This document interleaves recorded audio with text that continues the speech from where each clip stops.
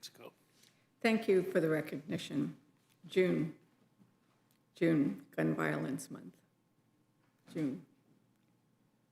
And instead of addressing the scourge of gun violence, we're taking up a bill today to make sure that a deadly weapon, a weapon that can be made more deadly with the attachment of these braces, continues to go under the radar, and basically we don't have the kind of background checks that are needed.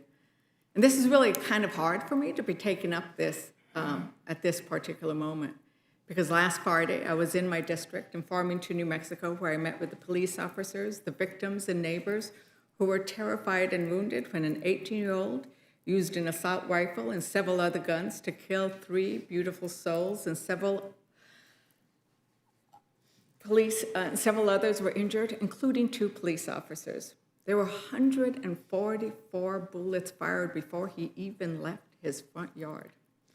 One neighbor held my shoulders as he explained how he will never forget the sound that an assault rifle makes as it tears through an engine in a car and the metal. And that the 2 women who were killed instantaneously because their bodies were not as hard as that car, that he felt that it was even worse for the woman who bled out on the street, his neighbor, who he tried to do something for but could not. There was nothing to be done. He asked for us to take action. Law enforcement have asked for us to take action. We have witnessed so many mass murders, whether mass killings, shootings. Sometimes it's been in the place of worship where people should gather and feel free to just pray to their gods and be grateful for the fact that they are in community with each other and not at risk because they are together. Where it should not be that you cannot go to a grocery store to shop because you are going to be at risk because there is a gathering of people. At schools, where children should not have to practice active shooter drills. But this one was slightly different because it was in your neighborhood. People feel that they should be safe in a quiet neighborhood. And they weren't, because he came out with all those weapons and he fired them. And he dropped one and picked another one up and started firing that one, dropped that one, picked another one up and started firing that one. So we come back to this on a day where we've already had 290 mass shootings this year. Parents continue to be terrified when they drop their kids off. Americans aren't safe anywhere. While in Farmington, we discussed ways to strengthen protections, like not letting 18-year-olds buy military-style weapons. So you can imagine how hard it is to come back here and no, we're not taking up the Raise the Age Act, which is actually bipartisan. Instead, we want to make sure that weapons that are more deadly than they are intended continue to be utilized without registration. This is what that's talking about. It's not saying you can't have them. It just says that you must go through the background checks, you must register them the same way you would register them if they were a rifle. Mr. Klein, do you agree that background checks are a useful thing? I believe that the tragedies you spoke of are truly heinous acts, and those who are responsible must be held accountable, and that we must support our law enforcement.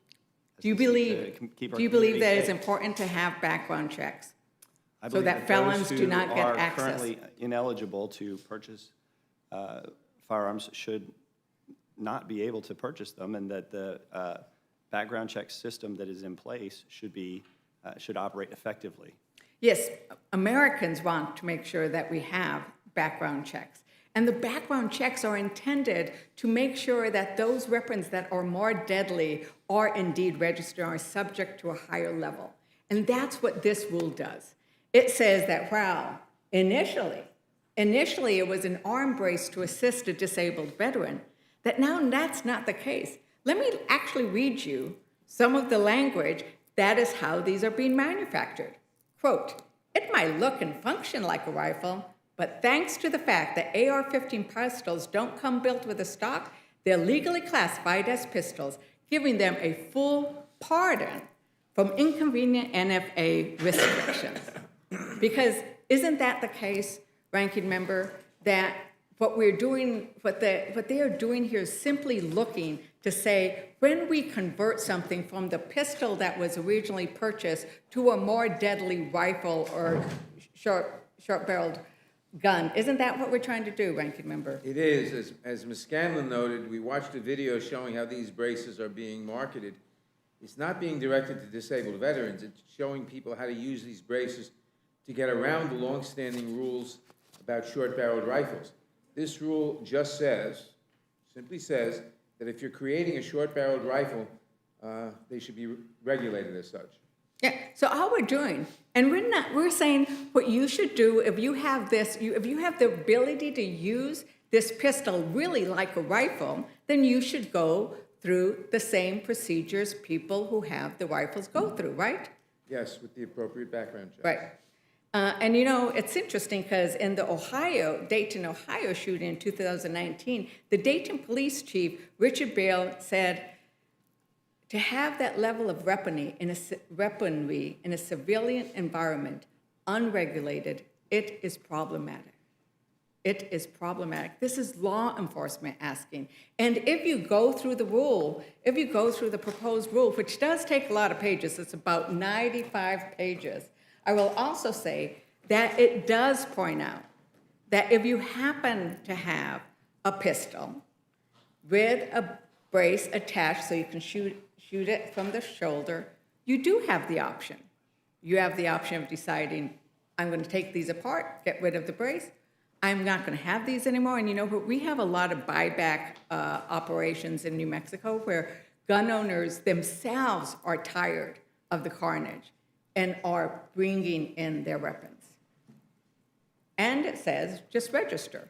Now, Chair Klein, if somebody owned a pistol with the kind of brace that turned it into the rifle, and they were a felon, wouldn't you want to know that?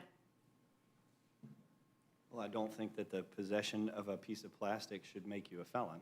Wouldn't you want that person who might be a felon? Owning the gun is not making him a felon. I'm saying if somebody was a felon and they were able to get, in essence, a powerful weapon, this would be a way, as the guy says up here, they'll get a full pardon. These are their words, the words that people are using. Ranking Member, I looked at the rule.